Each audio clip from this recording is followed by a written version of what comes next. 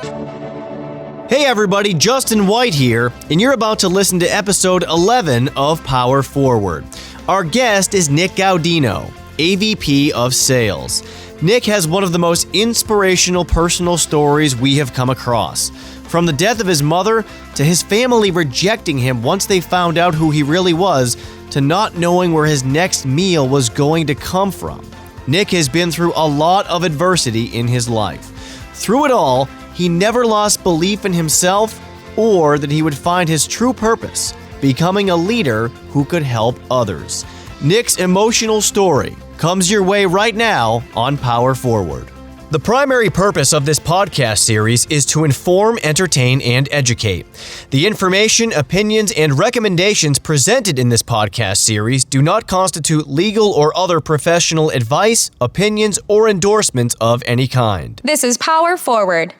All right, welcome back to Power Forward. Justin White alongside Mateen Cleaves. Mateen, how you doing, my friend? Oh, Justin, you know it's all good over here, man. Living every day, living the dream, baby. Well, you're one of our leadership coaches, so you know we have a lot of great leaders in this company. Oh, yeah. But our guest today is one of the most widely respected and admired leaders in the entire place. Yes, and I say that in all seriousness. Nick Gaudino is here. AVP of Sales, Division Lead. Nick, welcome to Power Forward. Thank you. Excited to be here. Excited. You are also a big podcast guy as well, right? Yeah, listen to a lot of podcasts. How long have you been listening to them for? I'd say probably 2 years now. When I was getting into the gym a lot, listening to a lot of like motivational stuff, and I started just falling into different podcasts and whatnot. And now my drives to work, from work, to the gym, back home from the gym, rather than just music, it's podcast. Now look at that. Yeah, I He know. studied up. It's good. Now somebody will be I'll listening still- to you. yeah, you in the podcast. I'll still listen to like my Drake and whatnot to get me pumped up. Okay. But yeah, podcasts are definitely top of my Spotify list. I love right it. now. Yeah. Awesome stuff. Well, let's just start off by asking you about being a leader here, because, you know, talking about you and talking to so many people here, they have so much respect for you, so much admiration for you as a leader, the way that you treat people. When you hear that, how does that make you feel? I mean, it makes me definitely feel very proud. You know, my goal has always been to treat people kindly, to treat people well, to treat them with respect. It gives you that like sense of accomplishment that like everything that you've been doing, everything that you try to put out there, like is working really well. So it makes you feel great, and but it's also that reminder that like, okay, there's still more that I can do, not just even on the leader side, but personal side and whatnot. So. And think. I always think about this, and this is a question I like to ask. I'm always curious about why leadership. Why do people choose leadership? Did it choose you? Did you choose it? What is it about you in leadership? That's a good question. So why leadership? I think especially like my journey here, I mean, it completely changed my life, right? You know, with some of the things, you know, that you know, I kind of went through personally outside of here, you know, and then showing up and just seeing, you know, when people believed in me and people said, hey, just do what we do, and almost have that blind faith. And when I did it, it worked and my life completely changed. How do I now help other people feel that magic that I felt, right? It's that moment where you come alive and you get like the goosebumps and you feel great. Like, how can I help more people come alive, right? Yeah. So I don't know if it chose me.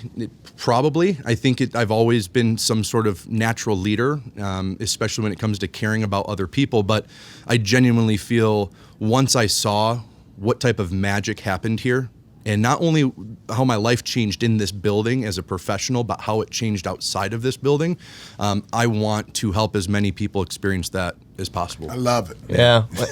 And Nick, you mentioned your journey, and you said multiple times just now how this place has changed your life. And in talking to you before, you know, it's really not an overstatement for you when you say that coming to this company really did change your life. Why has that been the case for you in your life, in your experience here? So for the longest time, I felt like I wasn't good enough.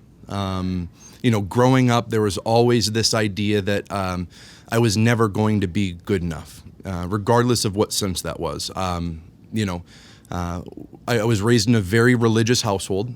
And very quickly, I knew when I was very young, I was gay, and I was told that was wrong. So I always tried to hide it. I always tried to lie. I put on this mask, and it wasn't the case. And with things that I did growing up, I was kicked out of the religion, and when that happens, no one I grew up with, including family, can now talk to me, right? So what that then makes me feel as though I'm not good enough, right? I'm not lovable. I'm not doing the right things. So that as a child growing up, like just etched this idea in my brain that was just it. That I will never achieve what other people want me to achieve. I will never meet the standard, so to say, that other people want me to hit. So then when I show up here, people told me that you're great if you just listen to what we do. And people said that you got something special, right? You can do great things. And I wasn't around that. I didn't have that belief in myself from another person in a long, long time. And I mean, it was just knowing that someone believed in me more than I believed in myself. And magic happened because of it. You mentioned some of the things you went through as a kid and feeling like you weren't good enough. I mean, I can't imagine what that would be like, how heavily that would weigh on you as a kid who's trying to figure things out, and some of the struggles you went through with your family as you learned who you were as a person. I mean, how did you get through that? What was it like going through that period of your life, and how did you deal with it? It was scary. This is your family, right? Yeah. So something that I believe in, and one thing that I've learned is it's okay for me to have different beliefs than other people. Yeah. And just because another person has a different belief than me is not a reflection of me. So if I could ever tell my 8-year-old self, 13-year-old self that, I would. But in the moment, that is a reflection of me. So how did I deal with it? I lied a lot. I put on this mask. I put on this presentation of what I thought you wanted me to be.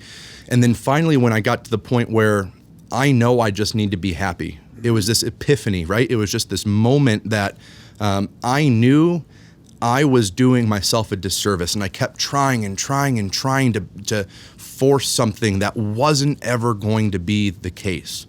And the moment happened where it was like, what are you doing? Go live an incredible life. Go be happy. Go treat people well. The things that I learned growing up, I wouldn't trade for a thing, right? Treating people well, being kind, being giving, being respectful to your elders. Those are things that I'm so grateful that, my family, the religion taught me. But, and again, it works for people. It's no disrespect to it by any means, but I was trying to force myself to be something I wasn't. So, I had to get to the point where I knew I was miserable and I was doing myself a disservice. And when I finally had that moment, it was run toward it, because I would say that was probably the scariest moment, but the most exciting at the same time, because now that epiphany happens, and now what? There needs to be action behind it. Otherwise, I'm just going to go right back to doing what I've always done. So it was really, really exciting, but it was also probably the scariest moment, I've experienced in my life. When was that epiphany for you? How old were you? I was 23. 22, actually, I think. Okay. Yeah, 22. So you have that moment of clarity, that epiphany, as you call it, and then you said you ran toward it. So take us through that. What happened from that point forward? I immediately called my best friend, Sarah, and I said, we got to meet. I'm crying. And she's like, are you okay? I'm like, yes, I need to meet you somewhere. And she's like, okay. So we meet at a Starbucks, and I'm sitting in her car because I can't go into the Starbucks. I'm a mess. She's like, what's wrong? What's wrong? She's thinking someone died. She thinks I did something bad. And this was the first time I have ever told someone I'm gay. Like it was almost this 500-pound brick that I'm trying to lift by myself, because my entire life I was denying that fact. Yeah. And even if I wasn't denying it because I knew that was the case, no one else could know. Because what happens, how I felt abandoned by my family because I was doing other things. I was smoking cigarettes, I was drinking, right? When people found that out, what happened? They left me. I felt abandoned. I felt like I wasn't good enough. So even if I wasn't denying it, even if I knew it, I can't let anyone else know because I don't want to lose another person. I don't want to lose something. I'm afraid of that, right? I don't want to be abandoned. And I remember I'm sitting there and I said it. And like, I couldn't look at her. I was so afraid that she was going to be like, get out of my car. And she's like, that's it? You know, I was like, that's it? And she's like, my mom's gay. And I was like, what? I have no idea. You're my best friend. And then I start laughing and I start crying even more. And I'll tell you, it was that one moment, right? It was that one moment where I finally said it out loud. And like, it felt like that 500-pound brick. I had it above my head and with one arm, right? Yeah. I've never felt freer. I've never felt happier. And that was just one person, right? Yeah. And I quickly realized, like, I don't need to go tell people, right? It's not like I meet everyone and the first question you ask, are you gay? Are you straight? Right. Like, no, like, it doesn't matter. But I had that sense of this is now my journey, right? I'm not going to hide it. I'm not going to lie about it. Like, I need to be true to who I am for me to be genuinely happy. I love the fact, and I love it that you had a friend that you could call and you talked about it because, like you said, we have people that hold it in for so long, for years and years and years, and you had the courage to go out, and whether it was a friend, whether it was a family member, what it was, you had your friend that you called. So that was very, listening to you talk, seemed like that was very beneficial. It seems like it was empowering for you, Nick, is what it seems like. It was something I never thought I could do, right? So again, growing up, this idea that like, you're not good enough, you're not good enough, you're not good enough, you can't do the right things. And all of a sudden, I did something for me. Yeah. I wasn't doing something for anyone else. I did that for me because I genuinely wanted to be happy, right? Yeah. And then, so I read some books, and I read this book, Unbleep Yourself, right? And it's about like being in our heads, and it talks about this vicious cycle that we get into. We create this false sense of reality, and then when something happens, you say, see, it's right. So the idea that, if I do the wrong thing, or if I really show people who I am, they're gonna leave me. It was that moment that it was like, hold on, she didn't leave me. Right. She didn't tell me that she couldn't be around me. She didn't tell me I wasn't good enough. She told me that she loved me. She told me, is that it? Like, that's what you're freaking out about, right? And she gave me the biggest hug. She was my best woman at my wedding. And like that was the moment where I've created this false sense of reality because of what may have happened in the past. And I think as humans, we sometimes do that, where we take past experiences and project it onto present or future things, right? When in reality, it's just run into it, right? Like that was it. And I was, as you were telling your story, and I've heard other stories about people coming out or whatever the case is, and sometimes in that story it's like, oh, well, we kind of knew anyway. So I didn't know if you were going to go there, because sometimes some people say, oh, well, we knew anyway, and it's cool for everybody. Yeah. Like, it is what it is. Let's keep living our lives. Yeah, and it wasn't easy, right? So I did have some friends that said, you've been lying to us, and they were like, we can't, like, we're not friends. And I think the hardest part was being disfellowshipped from the religion, not being able to talk to anyone I grew up with. My grandma would still talk to me a little bit. Mm-hmm. So she raised me when from the age of 10. Okay. I have a twin sister. I knew what her beliefs were, but the one thing I couldn't do was lie to her anymore, right? So, sitting down with her and saying, hey, I'm gay, and her looking and saying, well, I wish you would have told us sooner, we would have gotten you help. Yeah. And she proceeds to get up and grab the box of things. So I had a bunch of papers and whatnot at her place, and she says, here's your stuff. I can't see you anymore. So for the longest time, one of the most freeing events turned into one of the most painful experiences. It was like losing a second mom. So it took a long, long time for that to become something that I realized is not a reflection of me. I did nothing wrong. Right. No. I hear all the time, I told you one thing about myself, your reaction told me everything I need to know about you. Yeah. But again, it's family. I'm on their sense like, hey, family, we stick together. So I always try to see that, like, and understand that no matter what you're going through, it could be one of the most exciting and amazing things. Just expecting that it's always going to be rainbows and butterflies, it's always going to go well, is completely unrealistic. And I allowed those things for a long time to control the way I felt, control the way I see things, until I realized that once again, I'm doing myself a disservice. I'm not happy, and it has nothing to do with me. And you have this moment which was, so freeing for you. Like you said, that 500-pound brick is lifted, but at the same time, there are going to be consequences when you have to tell your family, when you had that conversation with your grandmother. So as happy as you felt to now be open and free and honest with yourself and with others, how did you kind of rationalize the family aspect of it, now moving on with your life and trying to start new as you moved forward? I handled it very poorly. I projected that onto myself. It wasn't until, I sat down with a professional therapist and really dug that stuff out. And I think sometimes people are afraid to talk about therapy. I still to this day see her once a week. It's the idea that now it's turned to how can I better myself as a human being, right? But at the time, it wasn't about that. It was, I'm now stuck. I am in this mental place where I use the analogy like it's this door, right? That moment, my grandma, and then about a year later, my twin sister, they shut that door.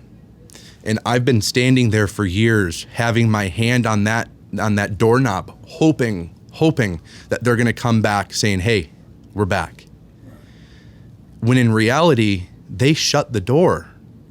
And I use this in a sense, especially before I got married, where now I have my incredible at the time fiance, now husband, on the side of the door with me, and he has his hand out saying, come on. So it's that in between of, that's my family.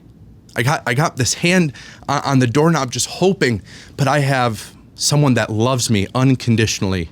I have people that I get to choose as family now on the side of the door that I'm on, but I'm still holding on to this hope that one day the people that I love, my blood, will be back. And it wasn't until that realization of, I got to let go of that doorknob.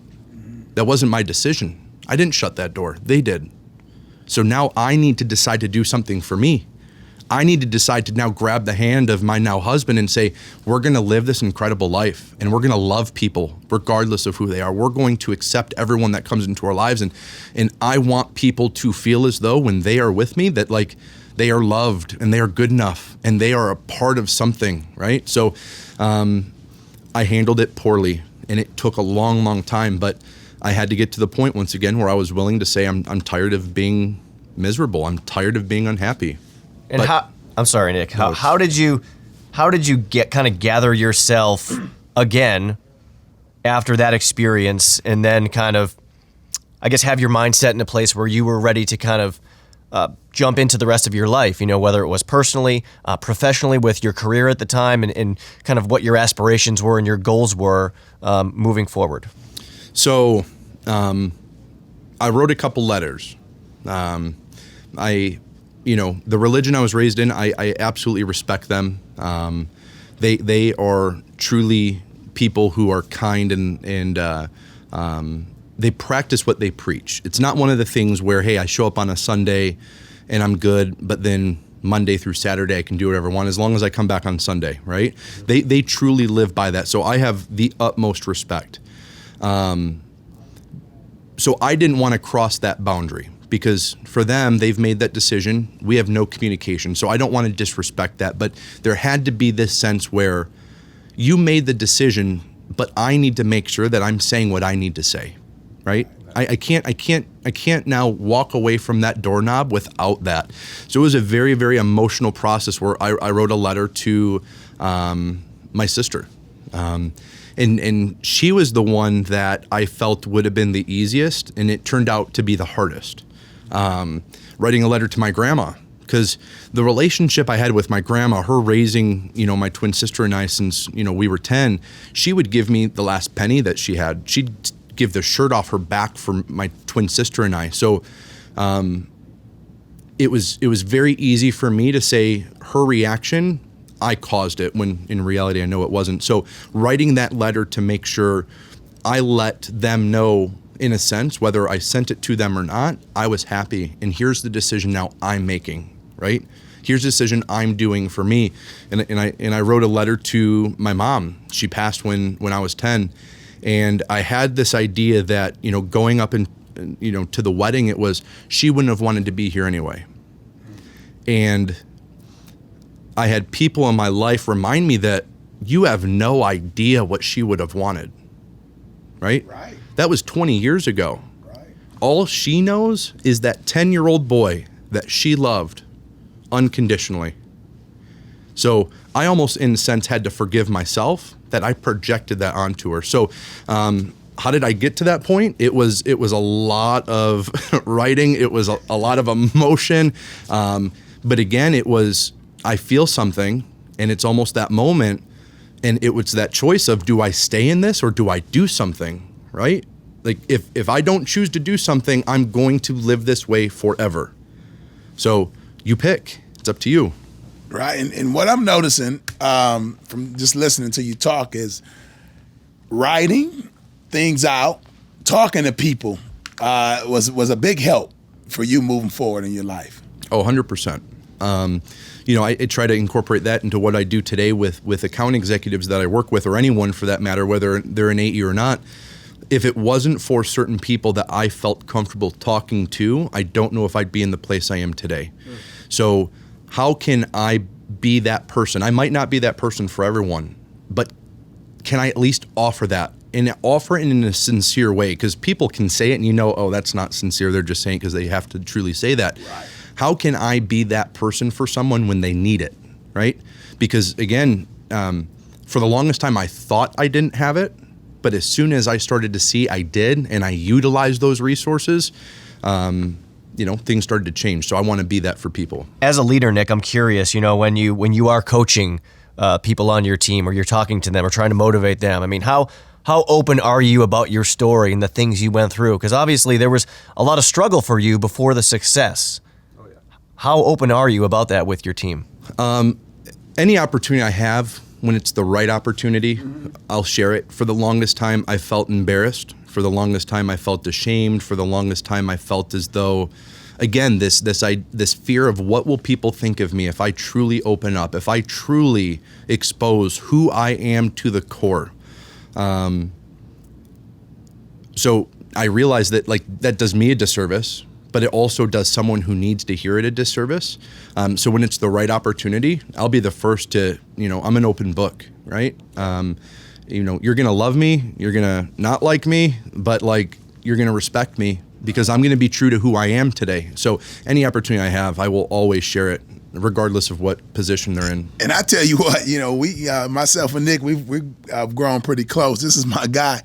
And we had a meeting and we were talking and he was just light conversation. He's like, my husband, and, we kept talking. I'm like, whoa, I was thinking your husband, and I didn't know, you know what I mean? But I didn't judge him either. You know what I mean? I look at the person. There's nothing wrong. Everybody have these, we all do different things outside of here, whatever. But the person in Nick is such great. You know what I mean? Such a great person. So I want to commend you for that. You know what I mean? For being a great person first, more than anything, because that's what I looked at when I first met you. Yeah. Is you being a great person. I appreciate that. In this company is definitely something different than I've ever experienced. So coming into a sales floor, you immediately think it's this boys club, right? So I need, listen, I love football, right? I'm a big sports guy. I will talk sports with you, right?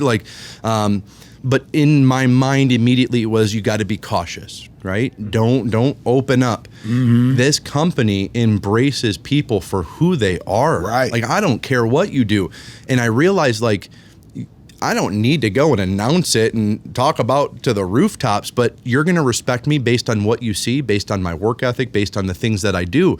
I'm going to allow that to lead, but I'm also not going to hide the fact that I have an incredible husband, right? Someone I love dearly. Like those are the things that, again, that's where like I want to give that to as many people as possible, because you don't see that. You don't see that often. And, you know? and Nick, in talking to you before, you have a really great analogy for the state you were in when you showed up here, and you know what I'm getting at here. It involves the car that you were driving at the time, right? Yeah. So I need to find a picture. I have a picture of this minivan that I showed up here in, and then like the new car I finally got. But I wish I had like a picture to really show you.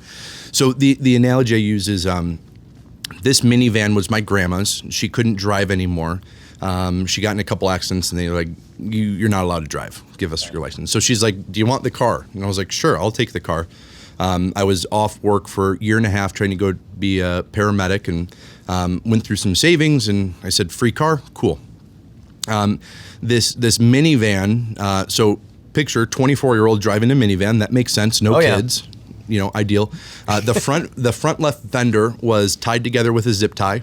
I had no heat, for real. I had no heat or defrost. So in the wintertime, I had to scrape the inside of my windshield. It was funny. We were walking around, Dan and I, we were like at Ace or something, and it was this little tiny like defroster that you put on the dashboard and you plug into your cigarette lighter thing, and it wouldn't do anything. But he was like, oh, it might help. And I'm like, yeah, I'll just scrape it inside. Sounds great in Michigan in the winter, especially. Oh, it was great. No AC. So in the summer, right, humid. Yeah, I was sweating. To make it worse, the window, my driver's side window, wouldn't roll up. So it was cracked maybe like 2 inches. But at the time, it was like awesome. But the downside is when it snowed or rained, I either had to choose, do I put duct tape on the window, or do I let the rain and snow come in so I can enjoy my cigarette, right? The alternative was to hotbox in the van, but I was always like, I'm not going to reek of like cigarettes. I'm not going to be the guy that walks by and you're like, oof, you just smoked a pack at once, right? So the benefit of a minivan is you have 2 sliding doors and like 6 people can fit in the back. The sliding doors wouldn't work. I had like missing different tires on it. So the reason I give that analogy, our friends called it like the box of death on 4 wheels. Literally, it felt as though like it was going to blow up at any time. It literally could have just fallen out. And I feel like I showed up here knowing that I'm worth something more than what I have. And I felt like I was falling to pieces. I felt as though I was being held together with zip ties here and there. I felt like I wasn't happy mentally, emotionally. I wasn't fulfilled professionally. I was struggling when it came to even getting to work. There was times where I didn't know how I was going to get to the office. I was on E, and I had to look at people in the office and say, I don't know how I'm going to get to work. And they said, here's $20. I said, I don't know when I'm going to be able to pay you back. They're like, I don't want it. Pay it forward. You will be able to pay me back, but I don't need it. There were times I didn't know how I was going to eat. I remember the time when I was very good at putting on this facade at times, right? So I wanted to make sure Dan, it's a new relationship, thought that I had my stuff together, right? And I remember it was a weekend, it was a Friday. I came over and we wanted to go do something. And I said, I don't know. I don't really want to. He's like, well, let's go out to eat. And I said, I don't know. I don't really want to. And I started breaking down because I finally had to tell him I had no more money. And I had this thing, oh yeah, I got a chase account. I got some savings and this and this. Yeah. Like he had to buy me groceries. Like he bought me peanut butter and jelly and some bread. Like there were times where it was, I don't know how I'm going to survive. So like that minivan, the physical deterioration was how I felt mentally and emotionally. Yeah. Wow. Now, so what kept you going? You're going through this. It's tough to get here. You didn't have much money. What kept you going after it every day? So I think there's these moments in our life where you have this clarity, right? But it was this clarity that my life is a combination of all of my decisions. Where I am today is because of the decisions that I've made. Right. Right? So realizing that, it sounds simple. It's just make better decisions, upgrade your decisions, do things differently. Part of it was also blind faith. I walk in this building and there's people who are extremely successful, making a lot of money. And I said, well, I want what they have. And you know what they said? Well, just do what we do then. Wow. Right? Simple as that. Yeah. But it was that moment of clarity where it was, I can control everything from this point forward based on the decisions that I make. I can't control what happened to me in the past. Right. I have zero control over that. But I have 110% control over how I react to those things and everything that happens moving forward. Wow. And then you lock in. You come to the sales floor and you start, like you said, doing the things that you see the other successful people around you do. I mean, did it come to you naturally? Was it something that you really had to work at? How did you really get to become good at the art of sales, so to speak? So I feel like the sales aspect I had. Okay. The experience I had prior, I can talk to people, right? It was getting out of my own way. It was the mental block. It was the doubt that I put onto myself. It was the telling myself I can't do it. This negative self-talk that I had based on the things that did happen in the past, right? So in regards to the sales aspect of it, I had to get out of my way so my confidence can come through. And it wasn't this arrogant, cocky confidence. It was, I know that I'm worthy. There were times where I'd drive into work in this awesome minivan and tell myself that I'm the top AE, right? That's right. My numbers might not show it, but I know I am. I have the heart. I have the attitude. I have the work ethic. I will learn whatever you tell me. I will apply whatever you tell me. What is that? That's the best AE, right? Yeah. But it was a mindset, and I think the mind is one of the most difficult things to master.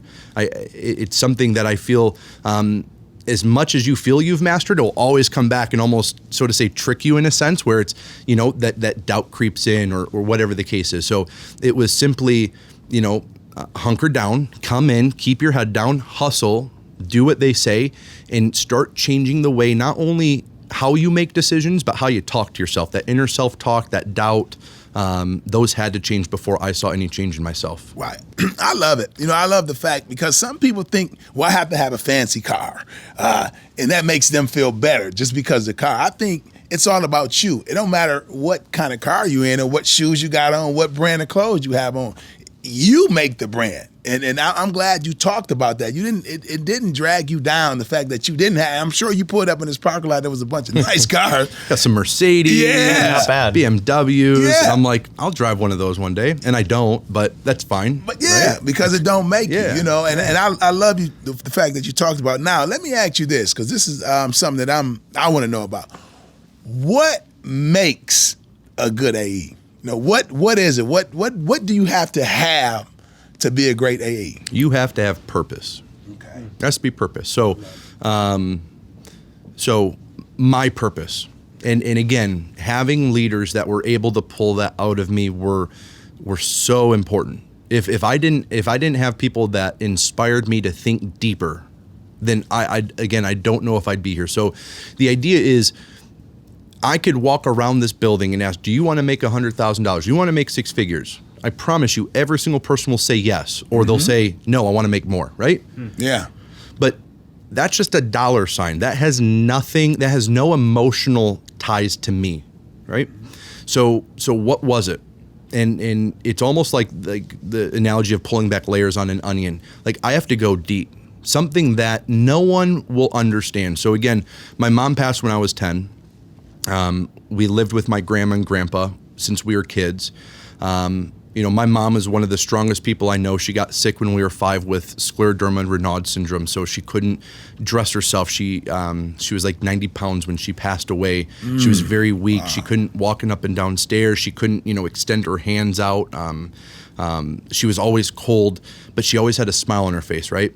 But my grandma and grandpa, we lived with. Mm-hmm. So when she passed away, my grandma and grandpa got legal ownership. And again, like I mentioned, my grandma would give the last penny she had to us. At that point, I was still kind of reflecting her decision to make it as in regards to like me, yeah. Right? Like I caused that when in reality I know I didn't. So my why was I want to in some way give back to my grandma. She went into debt to make sure that my sister and I were okay. They were 72, 73 years old, living on Social Security, fixed income. They didn't have much, but they made sure that we had what we needed. We didn't have the coolest clothes in school, right? We didn't have the coolest shoes, but we were always okay. We always had clothes. We always had food. We had a roof over our head. They made sure that we were taken care of. So they challenged me, so how are you going to do it? And I said, I want my grandma to be in a position where she doesn't ever have to worry about paying rent again. Wow. And she was living in a senior community where it's her own apartment. It was independent living, but for a while, my aunt allowed me to send a check. And there was a point where they said, hey, your money is no longer wanted. But knowing that I had a purpose, I was coming in every day to make sure that my grandma didn't have to worry.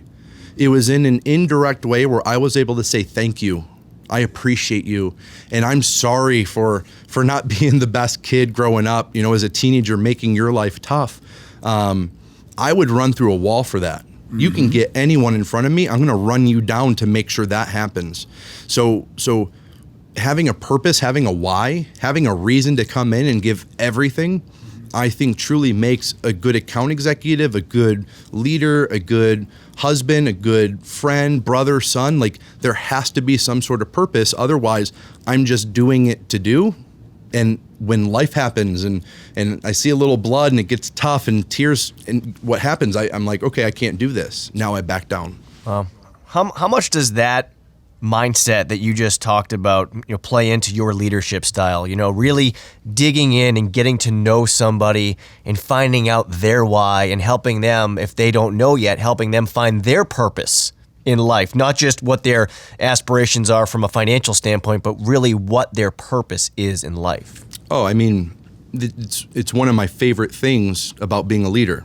So, I think it's important to mention that your why is always evolving, right? Your purpose has to evolve. We're evolving as human beings. If you're doing the right things and you're always working on being a better leader, husband, son, brother, whatever it is, you are evolving.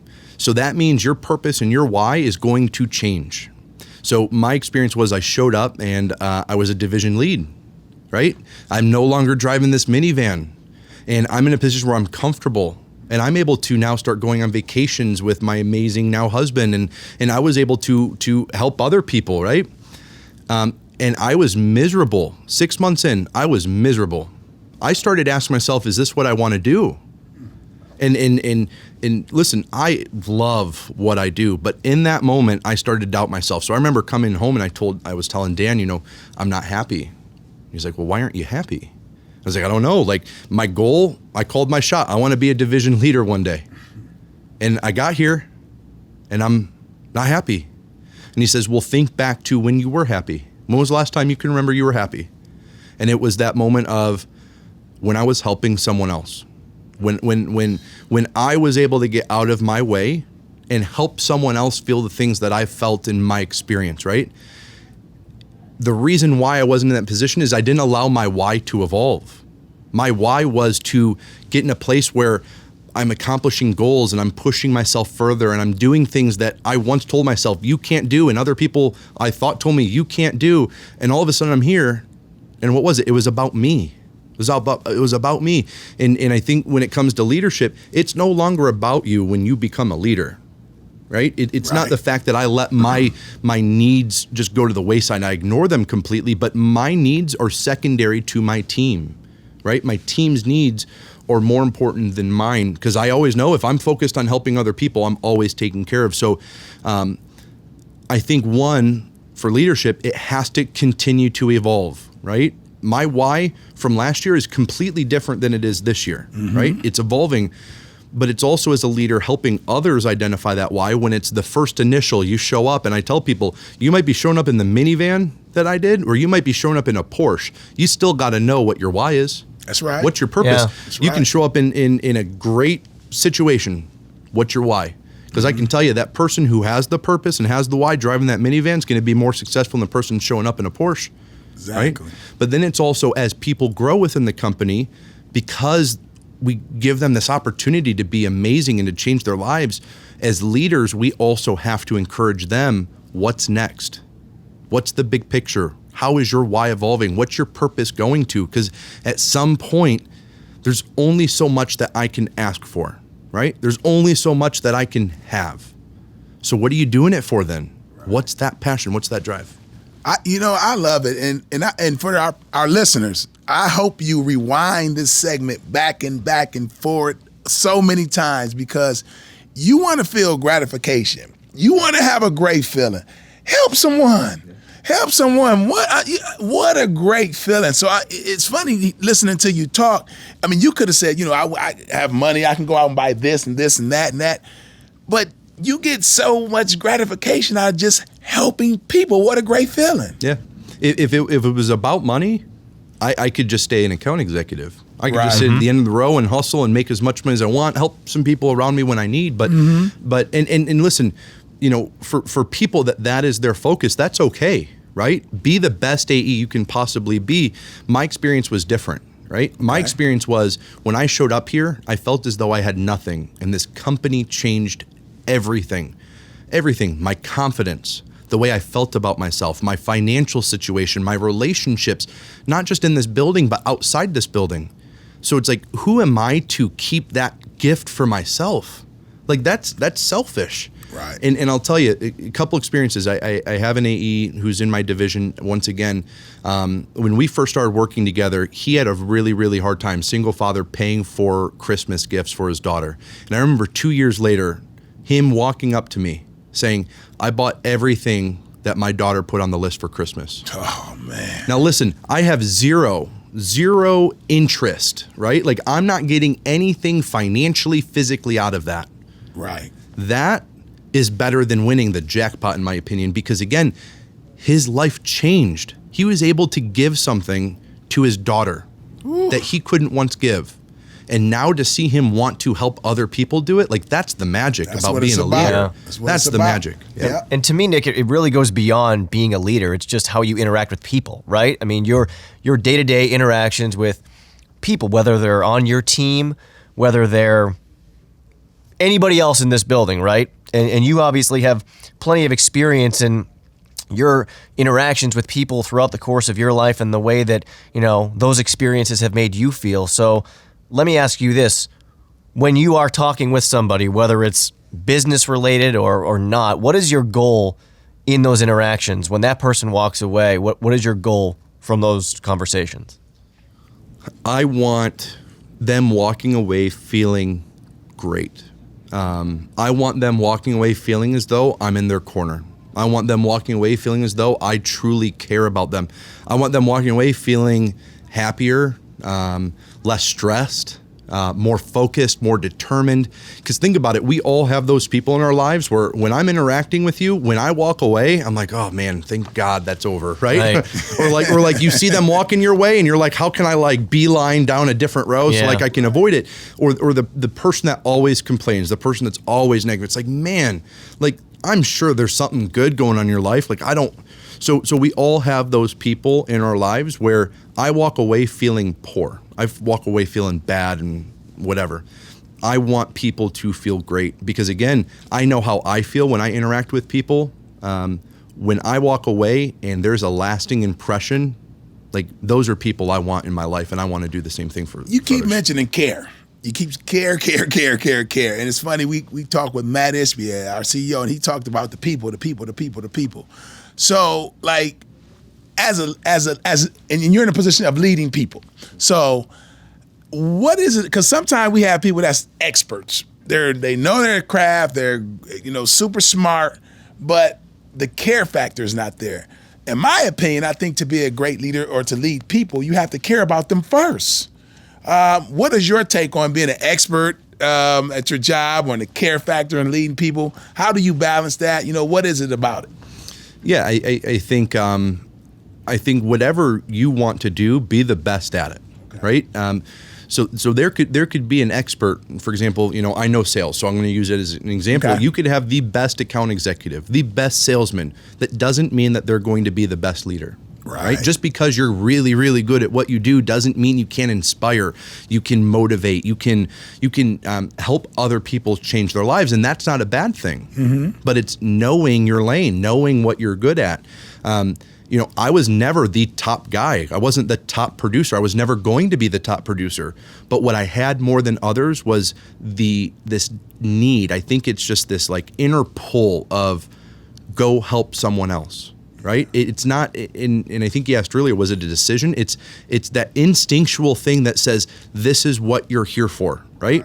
If there's any purpose, or if anyone feels like, what's my purpose being on this earth? It was that just instinctual pull of go help another person, go help someone change their life. So, in regards to just being an expert and dominating your role, if you choose to be the expert and just be a incredible team member, a top producer, go be the best top producer. But you got to know, does that mean that I'm going to be a good leader too? Like you got to know it. You've brought up your husband, Dan, several times during this conversation. And I want to ask you, just what kind of a support system he's been for you? Because obviously there have been obstacles you've overcome before you met him, and there have been obstacles you've overcome after you met him. And you were kind of going through some of the conversations that you had with him about various things you were going through. What has he meant to you in your life? Not just as your partner, as your husband, but as a support system, someone who's truly been there for you when you needed him most. Yeah, you're gonna get me emotional on this one. So, oh, sorry, man. No, it's okay.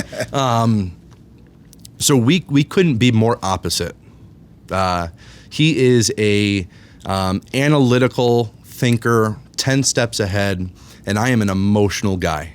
I run off emotion before thinking, so that's one of my things I got to work on, right? Like if I feel something, take a little break first. Don't react. He's very good at thinking it through and not letting emotion drive. So, one thing that he said that was monumental to me is, I wish one day you could see yourself the way I see you. That's powerful. Yeah. Knowing that through everything he saw me through, right? Knowing my background, knowing my experience, he loved me unconditionally, and he saw me as this incredible person, right? Imperfections and all, was one of the most powerful things I've ever heard. And every time I think about it, it hits you, because it's, I know I have a partner. Like I got a teammate, like I got someone by my side that no matter what, I know is there if I need a hug, if I need a pep talk, if I need suggestions, or if I just need someone to be like, you got this, great job, or hey, you're dropping the ball, step it up, and someone that I feel as though I can do the same, right? It's not he's any higher than I am, or I'm any further back than he is. It's we're standing next to each other side by side, and we're going to push each other emotionally, mentally, professionally, and he's incredible. Amazing. I mean, everybody should be so lucky to find someone like that and have somebody like that in their life. I mean, that's incredible. Yeah, he makes me want to be a better person, right? He challenges me on every aspect. So that's when you know you got one. Yeah, I know. I just got to keep up with some of the house stuff. Make sure the dishes are done, and do some things before he has to ask me. Well, what I'll do is I'll give him my wife's number so they can complain to each other. There we go. We've covered a lot of ground here, Nick. But going back to the beginning when you were talking about going to the gym, listening to podcasts, and some of the things you read, it seems like you've really done a 180 in some of your habits as well. You mentioned that you used to drink and smoke, and now it seems like you've really shifted. So what are those habits that you have now that you didn't have before, and how do they play into making you a successful professional and person now?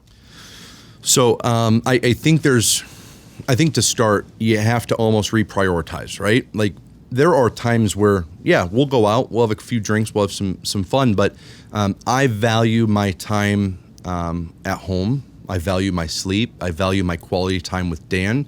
I value quality time with friends and family. And not saying that it doesn't mean that you can go out and have a great time, but it's that reprioritization, like what's important to me.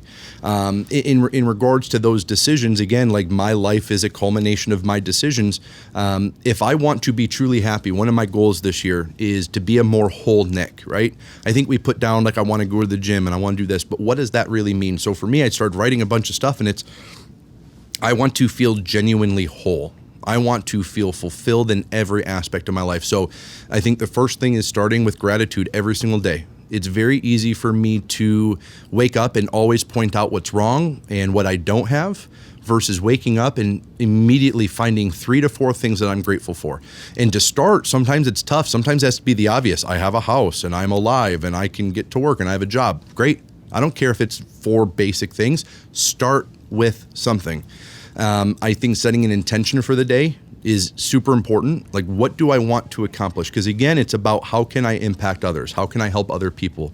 So if I have this intention of I want to be patient, that's been one of my biggest ones recently, is my intention, be patient. Right? I need that one too, by the way. It's a tough one. But if in the morning I set that intention and I find myself in a position where, Nick's not being patient, I'm not following through with the intention I set. So how can I take a pause, take a step back? I think reflecting at night on how your day went is so important. I think saying, okay, what did I do well? What are some things I can do better? What am I going to plan for tomorrow? I think planning is super important. So it's things that may seem time consuming, but it's so worth it, right? And I went to lunch with Jillian, and it was the idea of, you can't say I don't have time, right? You didn't make time. Right. So why didn't you make time? Because it's not important to you. So you can't say, hey, I didn't have time to spend with my incredible husband. Well, no, I didn't make time. Right. Because it apparently wasn't important to you that day. And when you're able to say that to yourself, you're like, oh, dang. Like, yeah. You know what I mean? Like, really? So, yeah. Those are some of the habits and some of the actions I try to put forth. And my mom used to always say, you make time for people that you want to be around, that you love. And I totally agree with that. And it's funny, I was thinking when you talking about being patient, well, when you leave here, don't drive down 75. Yeah. Construction is killing me right now. And I'm working on my patience every day when I leave and come to work. Yeah. I'm grateful I can avoid all freeways from here to home. Finding something to be grateful for. Yeah. But before I let you go, and this has been an amazing conversation. I mean, so much great perspective. You have amazing stories, amazing insights on everything that you've been through. What a guy. How would you, though, assess, I guess, where you're at now? I mean, it kind of seems like you're still a work in progress. I mean, you've been to the top, you've been down to the bottom, the high highs, the low lows, and everywhere in between. How do you see yourself today and kind of what your goals are moving forward? I don't think anyone is ever, and I may be wrong, but I don't think anyone's ever going to say I've hit everything I've ever wanted to do, or I am the greatest I can possibly be. There is no room for improvement, right? So right now where I'm at, I really need to step it up in regards to my health, right? Once again, I say I'm busy and I don't have time and I'm exhausted. Nope, it's not important to me, right? I know what I need to do. Over the last couple of years, I lost almost 60 pounds. But what happened? I got comfortable. And I'm not in a position where I'm doing those things. So I think it's very important as much as like, hey, I feel like I got this down pat.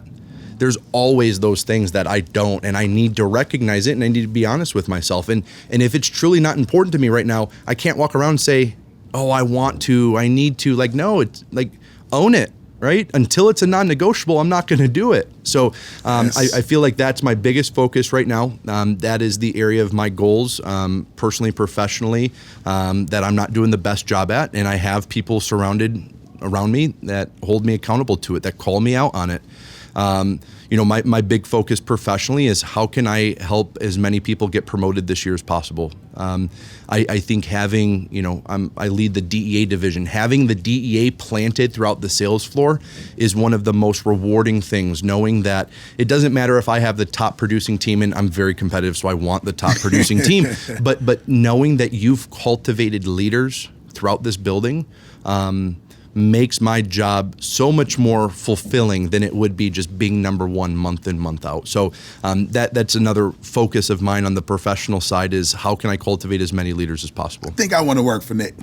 Come on over. I'll get you. I gotta call I'll get you back. a headset, man. I told you. Get you some accounts. I mean, when I said he's one of the most widely respected leaders in the building, wow, I wasn't man. kidding. I mean, there's Yes. a reason for that. It is. And I mean, and I think I must say, like, and I don't even want to call it bad days, right?